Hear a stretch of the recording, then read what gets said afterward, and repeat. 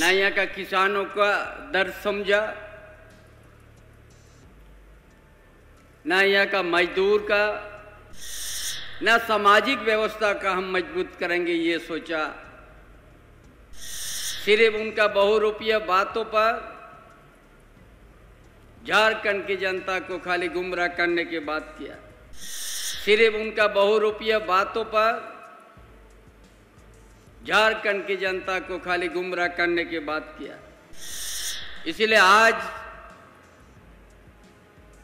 ये समझना, ये सरकार डबल इंजन का सरकार के विरोध में हेमंत बाबू का नेतृत्व में हम लोग लड़ाई लड़ा।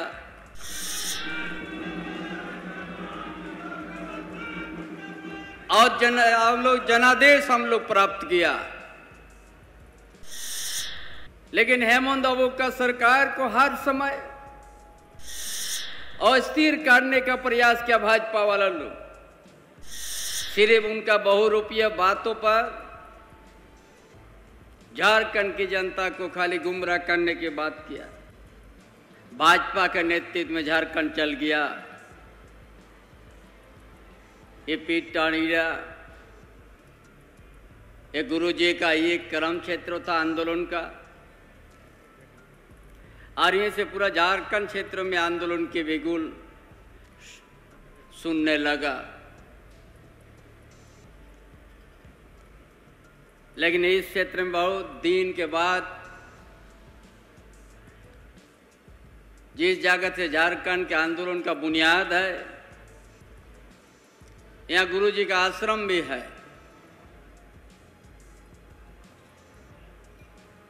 इसलिए आज हम लोग को समझना है, पिछले सरकार जो डबल इंजन का सरकार कभी इस तरह का योजना नहीं सोचा। ना यहाँ का किसानों का दर्द समझा,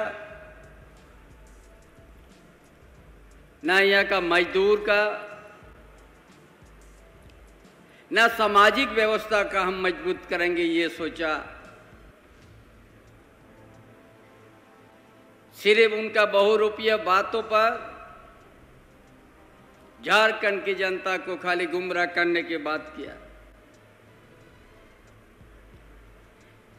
इसलिए आज ये समझना, ये सरकार डबल इंजन का सरकार के विरोध में हेमंत बाबू का नेतृत्व में हम लोग लड़ाई लड़ा।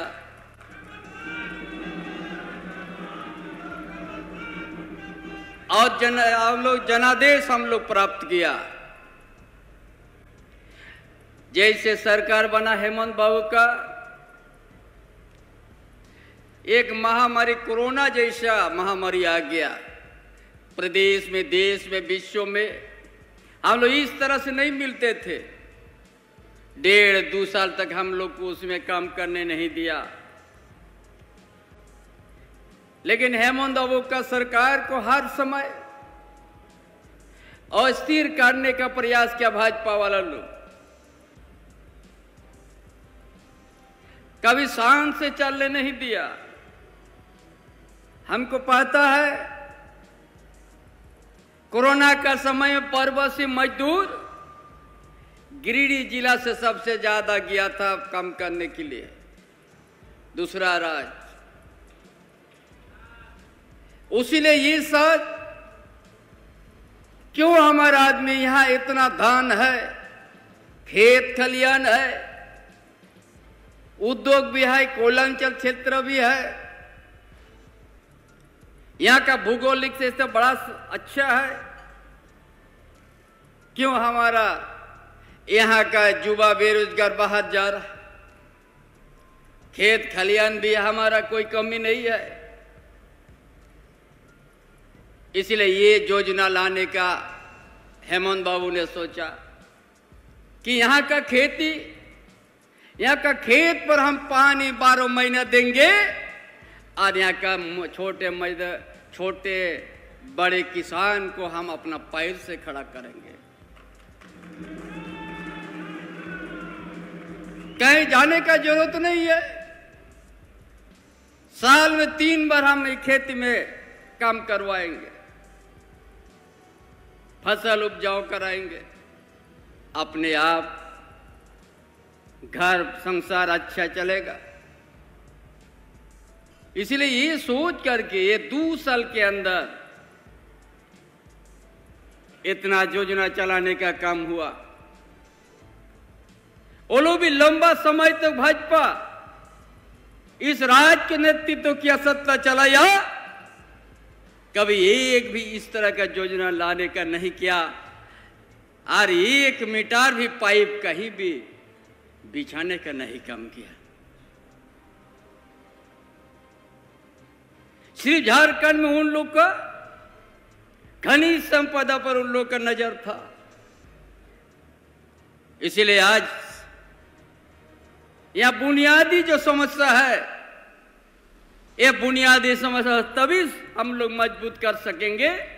हमारा खेत खलियान में हम लोग 1 बार नहीं, 2 बार नहीं, 3 बार साल में यदि फसल उपजाऊ करेंगे तो यहाँ का बुनियादी हमारा सामाजिक व्यवस्था मजबूत होगा, आर्थिक व्यवस्था मजबूत होगा, और शैक्षणिक व्यवस्था भी हमारा मजबूत होगा।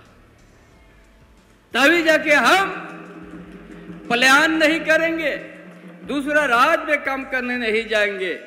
जब झारखंड क्षेत्र में इतना सुंदर है, इतना जंगल से घिरा हुआ, हर चीज दिया हुआ है, लेकिन यहाँ का आदिवासी, यहाँ का दलित, यहाँ का पिछड़ा वर्ग, यहाँ का गरीब गुरबा हर सुविधा से वंचित करके रखा। इसलिए आने वाला दिन भी बहु रुपया है भाजपा, उसका गारंटी पर मत जाइए, नहीं तो आप इस धरती में एक दिन फिर आप धोखा हो जाइएगा। इसीलिए हर समय झारखंड को धोखा देने का काम किया है केंद्र सरकार ने।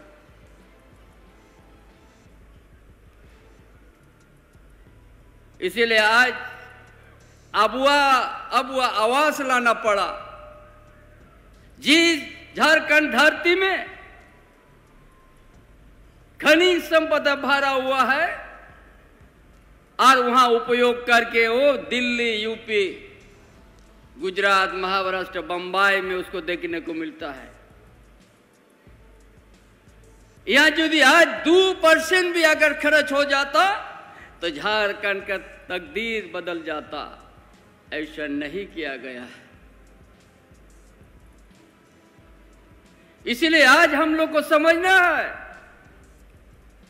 हमारा प्रदेश धनी प्रदेश है। हम लोग ऐसा व्यवस्था लाएंगे, यहाँ का आदिवासी, यहाँ का दलित, यहाँ का पिछड़ा, यहाँ का गरीब गुरबा, यहाँ का अल्पसंख्यक एक दिन अपना पैर से खड़ा करके और यहाँ शकीर संपन्न का जिंदगी उसको हम लोग बितवाएंगे। यही तो सरकार की काम है। और यही सोच करके रोटी, कपड़ा, मकान, आज झारखंड में बात उठ रहा है। भारत आजाद होके 75-77 साल हो गया, और इस इलाका में डीवीसी भी 1948 में है। और डीवीसी यहाँ का पानी, यहाँ का हर चीज उपयोग किया।